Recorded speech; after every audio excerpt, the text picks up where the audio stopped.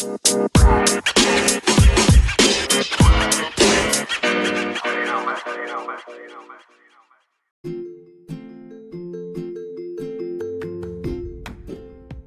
guys, welcome to podcast Himatek. Siapa sih di sini yang nggak mau dapat beasiswa? Pasti deh, yakin aku kalau semua itu pengen banget dapat beasiswa. Nah, salah satu beasiswa besar yang udah mulai buka pendaftaran untuk mahasiswa dengan jenjang D4 atau S1 itu ada beasiswa Jarum. Bagi teman-teman yang pengen apply beasiswa ini tapi masih bingung, tenang aja. Di podcast episode kali ini kita udah kedatangan narasumber spesial. Ada Mbak Susil dari Teknik Kimia Angkatan 2019 dan ada Mas Isyam dari Teknik Elektro Angkatan 2019. FYI aja nih ya teman-teman, Mas Isyam ini adalah salah satu beasiswa Jarum juga loh, keren banget gak sih? Dan juga Mbak Susil ini dulu juga apply beasiswa Jarum tapi masih belum lolos nih di tahap wawancara.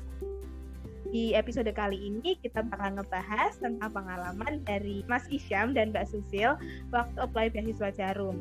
Tapi sebelum itu kita bakal sapa dulu nih dua narasumber keren kita hari ini.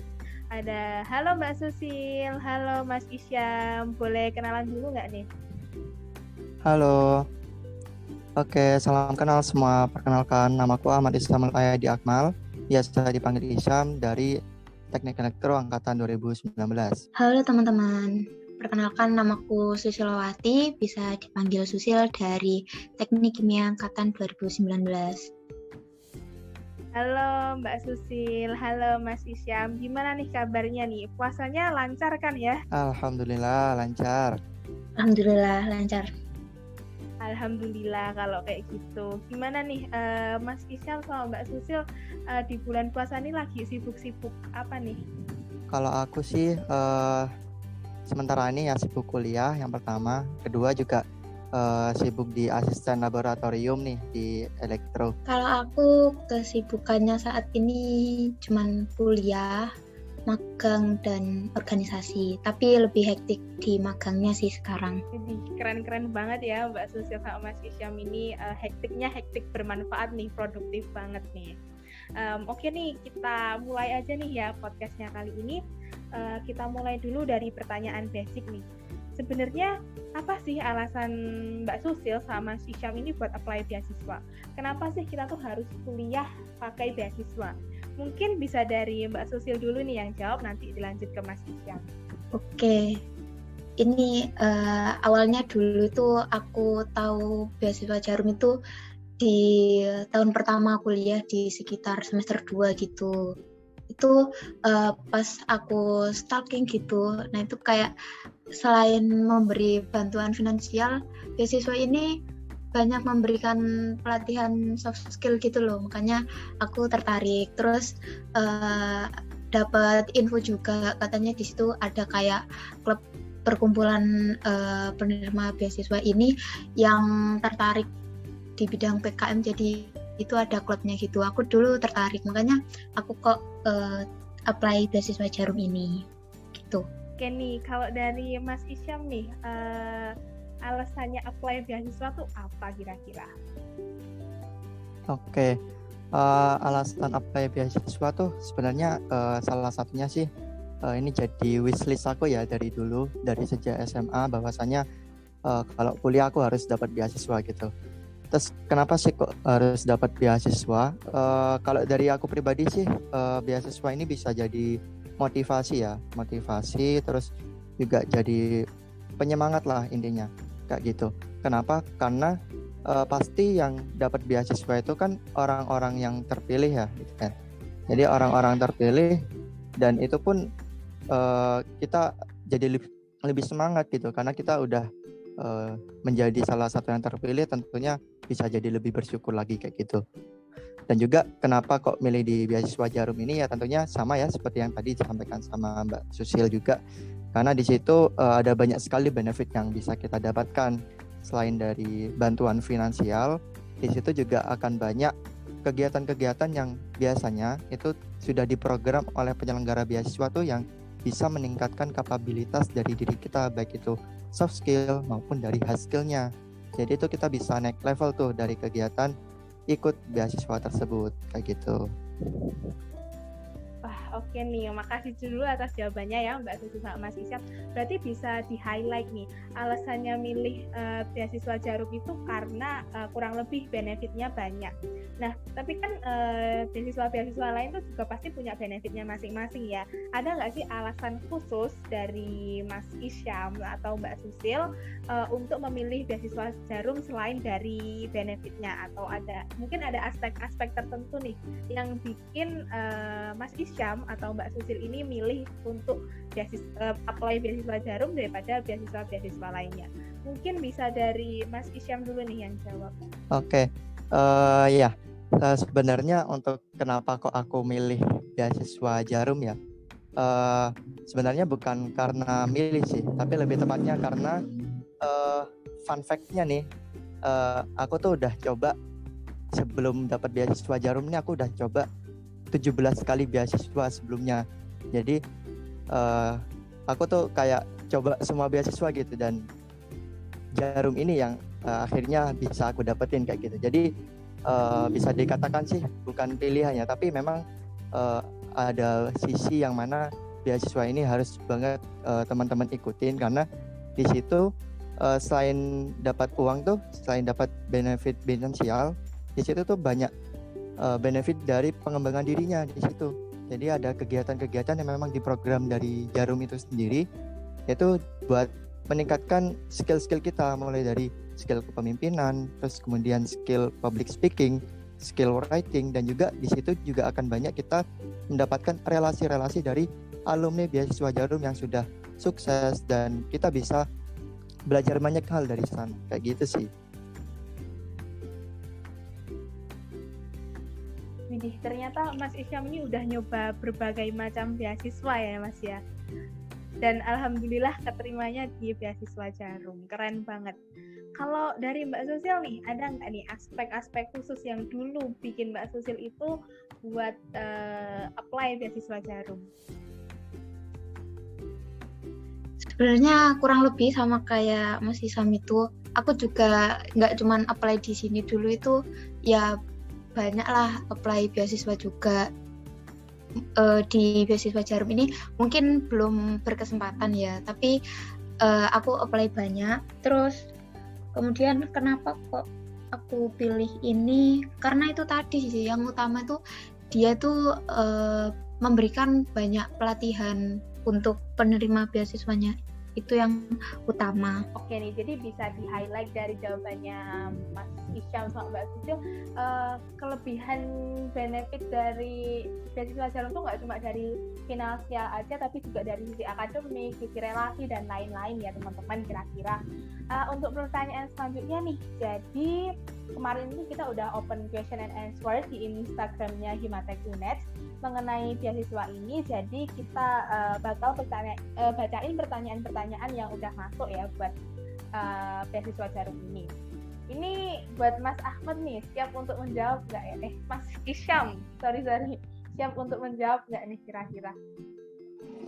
Siap, boleh. Oke, ini Mas, pertanyaan pertama nih. Kira-kira untuk timeline beasiswa Jarum di tahun ini tuh dari kapan sampai kapan ya Mas ya? Oke, untuk timelinenya sendiri tuh untuk pendaftaran itu udah buka nih, mulai dari kemarin sampai sekarang juga masih buka dan akan tutup pada 23 Mei 2022. Nah, masih ada waktu sekitar 1 bulan lebih nih buat teman-teman bisa mempersiapkan segala strateginya dan juga pengisian formulirnya untuk mendaftar di beasiswa Jarum. Terus kemudian setelah pendaftaran, nah itu ada seleksi berkas.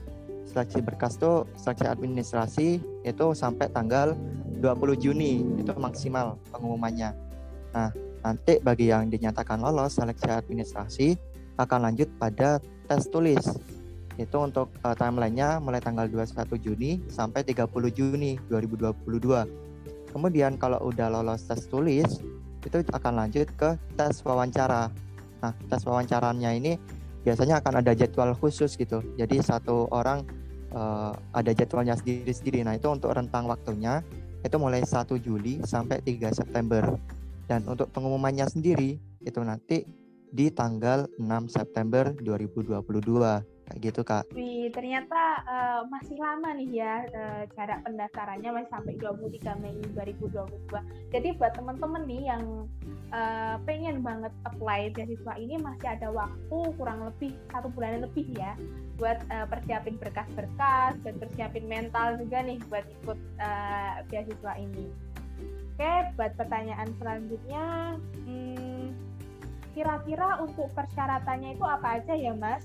Apakah ada syarat khusus yang harus dipenuhi buat apply beasiswa Jarum? Untuk syarat khusus yang memang paten harus dipenuhi itu yang pertama memang harus mahasiswa semester 4 di jenjang S1 ataupun D4. Jadi itu biasanya banyak tuh semester 2 apa boleh Kak, semester 6 apa boleh Kak. Itu mohon maaf teman-teman tidak bisa karena memang beasiswa ini hanya diperuntukkan untuk mahasiswa semester 4 saja dan itu buka setiap tahunnya. Kemudian syarat yang kedua itu EPK minimal itu 3,2 untuk total IPK dari semester 1 sampai semester 3. Kemudian syarat selanjutnya yaitu tidak sedang menerima beasiswa lain, baik itu beasiswa yang bentuknya berupa finansial maupun beasiswa yang bentuknya berupa kayak pelatihan gitu, kayak contohnya ada beasiswa XL Future Leaders, nah itu kan pelatihan, nah itu juga tidak diperbolehkan. Kemudian yang terakhir adalah berkuliah di kampus mitra beasiswa Jarum. Nah untuk di Jember sendiri mitranya itu ada Universitas Jember dan juga Universitas Muhammadiyah Jember. Itu Kak, itu aja sih syaratnya. Oh, makasih nih Kak Isyam jawabannya. Jadi teman-teman tadi syarat khususnya yang udah disampaikan sama Mas Isyam ya. Ini diperuntukkan khusus nih buat angkatan 2020. Mungkin dari Mbak Susilnya ada tambahan? Kalau nggak salah pas dulu aku mendaftar itu harus mahasiswa yang aktif organisasi, bener gitu nggak Mas? Oh iya benar tuh, harus mahasiswa aktif berorganisasi. Ya itu jadi salah satu syarat juga sih teman-teman. Jadi ada di persyaratan itu di websitenya memang harus ada salah satu poin itu aktif berorganisasi kayak gitu. Jadi mungkin kalau dari pemahamanku sih ya, kenapa kok dicantumin sebagai syarat, karena pada dasarnya sih beasiswa Jarum ini memang beasiswa yang memiliki tujuan tuh untuk membentuk seorang pemimpin kayak gitu teman-teman. Jadi mungkin berawal dari sana ya, harapannya teman-teman yang aktif berorganisasi ini nantinya bisa ikut beasiswa Jarum buat bisa jadi pemimpin masa depan kayak gitu. Nah betul, tapi beberapa ada yang tanya gitu, aku nggak aktif organisasi Mbak, tapi aku aktif di kepanitiaan. Nah itu boleh-boleh aja untuk mendaftarkan, di situ ada sertifikatnya atau surat keterangannya gitu. Temanku pas tahun lalu itu nggak ikut organisasi tapi aktif di kepanitiaan, itu ikut mendaftar kok gitu. Tapi mungkin ada poin penilaiannya tersendiri gitu. Oke nih, tadi makasih atas tambahannya ya Mbak Susil. Jadi aku ulang lagi nih, syarat lainnya itu adalah aktif berorganisasi. Tapi teman-teman tenang aja nih, nggak harus dalam organisasi, sesuai kata Mbak Susil tadi, bisa juga di kepanitiaan. Oke, sekarang lanjut ke pertanyaan selanjutnya.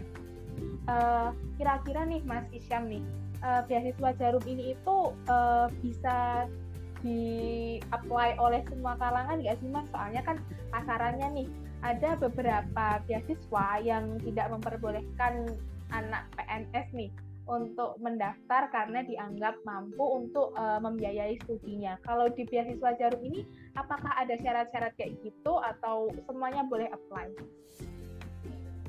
Nah oke. Untuk beasiswa Jarum ini sifatnya semua boleh apply ya. Jadi nggak mandang kalangan apapun, yang penting nanti itu si pemberi beasiswa tuh akan memilih memang orang-orang yang benar-benar pantas. Jadi murni memang dari seleksi, jadi nggak ada ini anak PNS, ini mohon maaf yang kurang mampu atau lain sebagainya, nggak ada yang diprioritasin sama sekali. Jadi semua murni sesuai dengan kemampuan dan keunikan masing-masing kayak gitu sih. Oke, jadi ini buat teman-teman nih yang galau nih, mungkin udah dijawab sama Mas Isyam tadi ya. Jadi beasiswa Jarum ini tuh terbuka untuk semua kalangan, semua boleh daftar, semua boleh mencoba, dan seleksinya itu tuh murni nih atas kemampuan dan keunikan sesuai kata Mas Isyam tadi. Oke, sekarang lanjut ke pertanyaan berikutnya. Untuk tahapan untuk tahapan seleksinya kira-kira ada berapa ya Mas ya untuk tahun ini? Apakah sama kayak tahun lalu atau ada yang membedakan nih? Oh ya, untuk seleksinya sendiri dilihat dari website resminya itu masih sama. Tahapannya yang pertama pasti seleksi berkas, terus ada tes tulis dan juga tes wawancara. Nah, cuman ada beberapa hal yang belum pasti sih. Kalau waktu tahunnya aku tuh seleksi tulis dan wawancaranya itu online kayak gitu. Nah, untuk tahun ini informasi sementara sih masih tetap online, tapi tidak menutup kemungkinan juga kalau bisa jadi nanti untuk salah satu dari seleksinya tuh bisa juga offline ketika memang pandemi mereda atau ada kebijakan baru kayak gitu sih. Intinya tahapan seleksi tetap sama sih. Oke, jadi untuk tahapan seleksinya masih sama. Nah, ini Mas Isyam sama Mbak Susil nih ada cerita pengalaman nggak nih waktu ikut seleksi beasiswa kemarin? Mungkin bisa dari Mbak Susil dulu nih, kira-kira ada pengalaman sesuatu nggak nih waktu apply kemarin? Mungkin Mbak Susil ada nggak nih cerita pengalaman waktu apply beasiswa kemarin yang mau Mbak Susil share ke teman-teman? Oke, kalau pengalaman teman-teman harus mempersiapkan berkas-berkasnya itu dengan matang. Nah, kan itu ada periode pendaftaran. Nah, itu juga diperhitungkan waktu mengirim berkasnya juga di perjalanannya.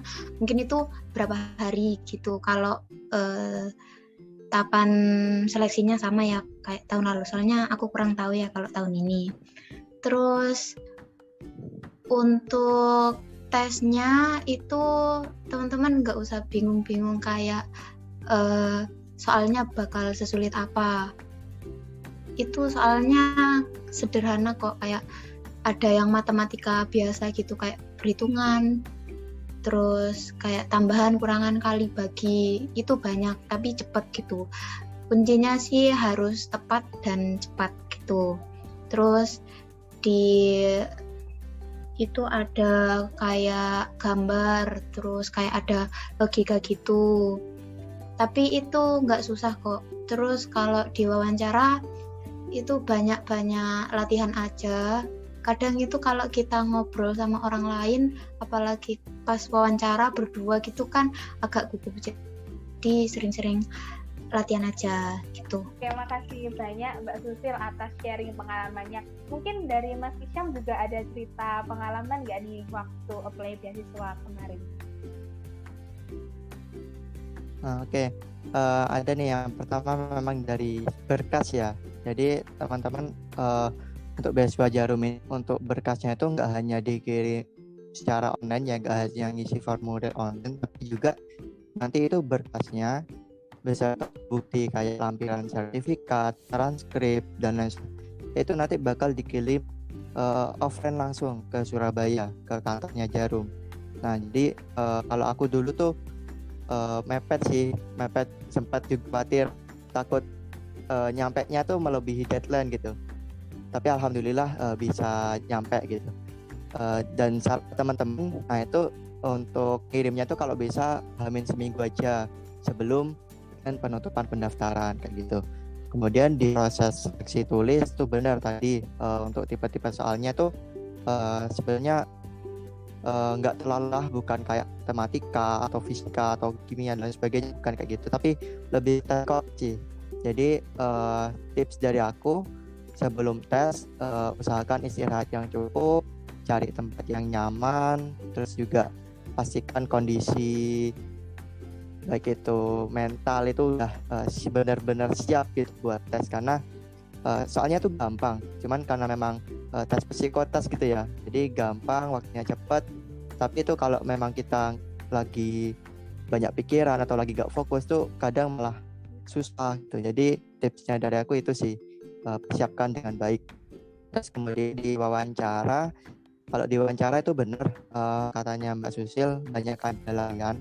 Kalau dari pengalamanku yang membedakan dengan wawancara lainnya itu, kalau yang di wawancara beasiswa Jarum nih eh, ke kayak ngobrol gitu, kita kayak dipancing untuk mengeluarkan potensi diri kita. Jadi kayak ngobrolnya tuh mengalir gitu.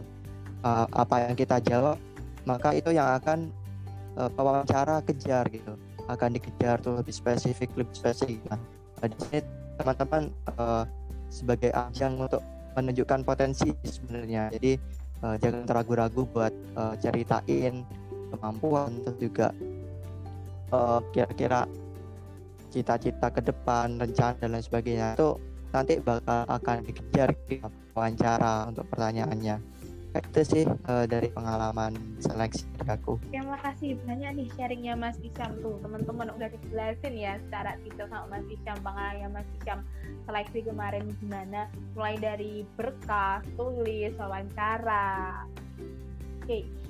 Selanjutnya nih, untuk tahapan wawancara itu kira-kira ada berapa kali ya Mas ya? Terus boleh nggak nih kita dikasih bocoran dikit soal wawancaranya itu?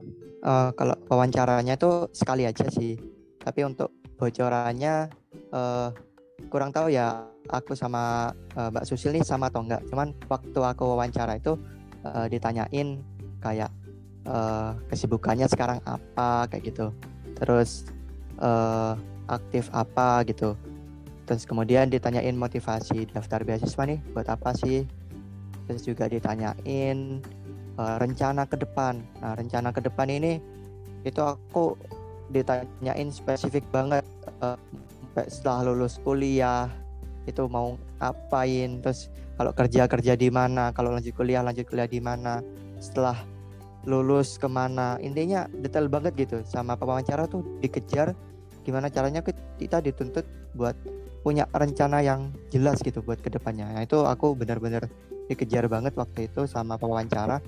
Terus juga ada ini, teman-teman juga jangan lupa untuk selalu ikutin update informasi terkini lah terkait dengan entah itu kondisi sosial masyarakat ataupun politik, teknologi dan lain sebagainya. Karena waktu itu aku sempat ada pertanyaan, disuruh ceritain isu-isu terhangat nih.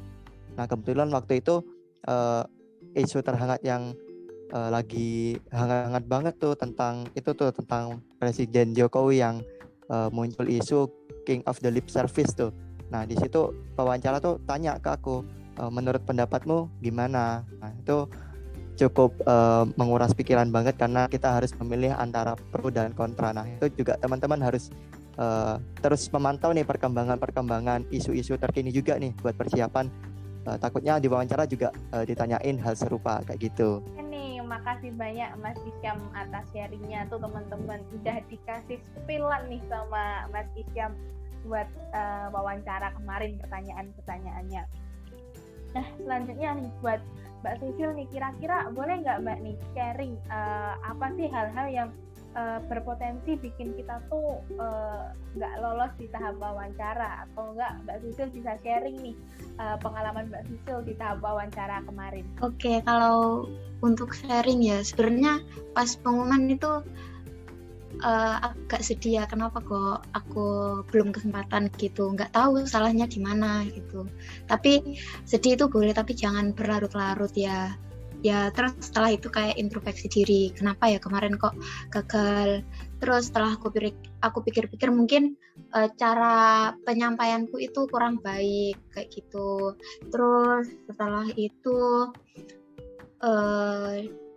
teman-teman harus paham apa yang teman-teman tulis di CV itu apa aja. Nah, itu kemungkinan bakal ditanyain. Nah, teman-teman itu harus bisa menjelaskan dengan baik gitu. Nah, ketika menjelaskan, karena kita kadang terlalu asik itu kan kayak lebih menonjolkan kayak sombong gitu. Karena itu teman-teman hindari, berceritalah yang menunjukkan potensi teman-teman gitu. Terus selain itu juga teman-teman harus menekankan kayak kenapa sih teman-teman itu layak gitu dipilih untuk menerima beasiswa ini. Nah, alasan-alasan itu saranku agak mengkaitkan sama tagline dari beasiswa itu sendiri. Kan beasiswa itu banyak macamnya. Ada yang beasiswa lebih ke leadership, ada yang kewirausahaan, atau yang lebih ke agama. Itu agak mirip-miripkan gitu loh. Tapi ya teman-teman juga harus komitmen juga. Misal nanti kepilih, jangan cuman omongan doang, juga harus direalisasikan. Mungkin itu aja dari aku. Soalnya wawancara ini agak gimana gitu ya. Soalnya kan penilaiannya dari dalam kita merasa udah maksimal, udah perfect gitu. Tapi ternyata pandangan orang lain itu berbeda. Jadi intinya sih banyak-banyak berlatih gitu. Public speaking itu penting teman-teman. Ya, makasih banyak nih Mbak Susil sharingnya nih. Dari sharingnya Mbak Susil tadi, teman-teman bisa jadiin pembelajaran nih ke depannya. Apa ada yang harus diperhatiin, apa ada yang potensi-potensi yang bikin kita nggak lolos di tahap wawancara, itu udah dijelasin semua tadi sama Mbak Susil. Oke. Ini pertanyaan selanjutnya nih Mas Isyam nih. Ada nggak sih tips and trick nih dari Mas Isyam buat melewati tahap wawancara yang dianggap banyak orang tuh sebagai momok gitu Mas? Kalau dari Mas Isyam dia ada trik khusus nggak nih buat lolos di tahap wawancara? Oke, tips khusus ya sebenarnya juga nggak terlalu khusus juga sih, umum juga sih di wawancara juga. Yang pertama, ketika udah lolos di tahap wawancara tuh benar-benar persiapin aja, entah itu dari istirahat, terus jangan lupa sarapan dan lain sebagainya. Nah itu hal-hal teknis seperti itu jangan sampai mengganggu jalannya wawancara lah. Nah seperti itu. Kemudian pastikan cari tempat yang nyaman, dan sebelumnya tuh juga usahakan udah berlatih tuh wawancara, bisa ngajak teman-temannya, ngajak teman buat latihan wawancara. Nah itu juga buat ngelatih teman-teman jawab tuh biar gak terbata-bata gitu. Karena biasanya tuh kalau kita udah gugup nih mau ngomong apa-apa tuh kayak ngeblank gitu kan, kayak mau ngomong ini ngomong apa ya, bingung gitu. Nah jadi itu harapannya lebih latihan aja, karena yang paling efektif itu juga langsung latihan gitu. Terus terakhir sih benar katanya Mbak Susil tadi, teman-teman harus benar-benar memahami CV-nya teman-teman. Jadi apa yang teman-teman cantumkan di berkas administrasi itu nanti pewawancara tuh akan bawa berkas itu ketika mewawancarai teman-teman. Jadi akan di screening apakah memang apa yang teman-teman tulis itu benar-benar sesuai atau enggak. Nah kayak gitu. Jadi pastikan apa yang teman-teman sampaikan itu nggak kontradiksi sama apa yang teman-teman tulis di form pendaftaran di awal, berkas di awal. Jadi jangan sampai ada kontradiksi lah, ketika di form pendaftaran menuliskan ini ternyata di wawancara kok beda gitu. Nah itu jangan sampai, itu bisa jadi membuat teman-teman langsung gagal gitu. Jadi itu yang perlu diperhatikan. Untuk sisanya sih perbanyak doa aja, kita udah usaha semaksimal mungkin, hasil tuh sudah ada yang mengatur gitu. Yang pasti hal yang penting sih, entah itu kita terlepas berhasil atau gagal tuh pasti ada manfaatnya kok. Kita bisa dapat banyak pelajaran dari kegagalan dan lain sebagainya. Intinya teman-teman mendaftar beasiswa tuh nggak ada ruginya sih, entah itu diterima atau enggak, itu banyak banget manfaatnya. Pasti Mbak Susul juga merasakan. Mungkin itu sih dari aku, Kak. Ya nih, makasih banyak Mas Isyam buat jawabannya. Jadi intinya kita harus usaha, latihan, usaha, untuk hasil itu nanti udah Tuhan nih yang merencanakan hasilnya.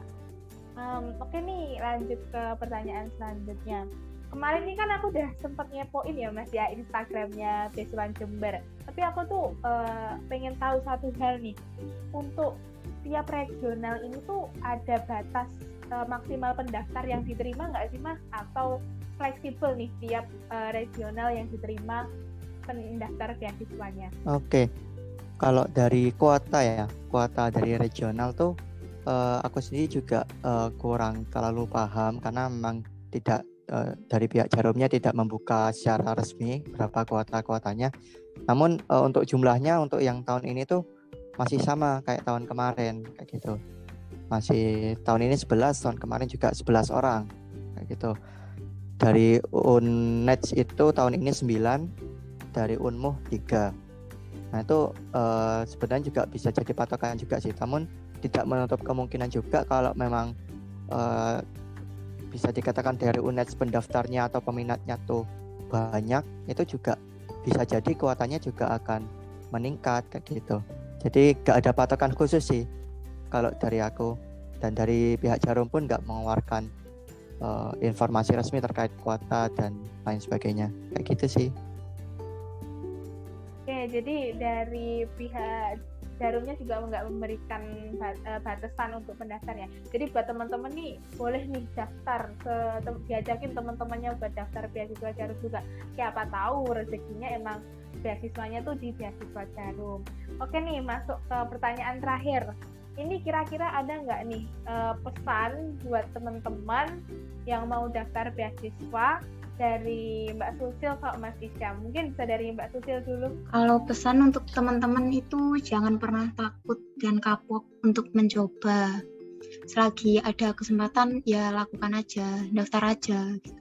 Kalau lolos alhamdulillah, tapi kalau belum berkesempatan setidaknya kita tahu kita kurangnya gimana untuk bisa memperbaiki di kesempatan berikutnya.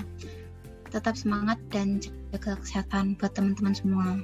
Oke nih, mungkin Mas Isyam nih pesannya buat teman-teman.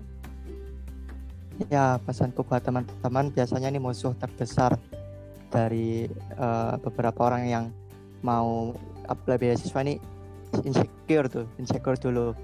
Wah, persyaratannya aktif organisasi gitu kan tadi. Tapi biasanya tuh ada yang bilang, oh aku nggak banyak prestasi, oh aku nggak terlalu aktif ini, nggak terlalu aktif itu. Nah itu teman-teman gak usah berpikiran ke sana. Jadi beasiswa itu adalah memilih orang yang spesial, dan semua orang itu spesial di bidangnya masing-masing teman-teman. Dan ketika kalian insecure dan berhenti untuk mencoba, nah itu kalian sudah menggagalkan diri kalian sebelum Tuhan berkehendak.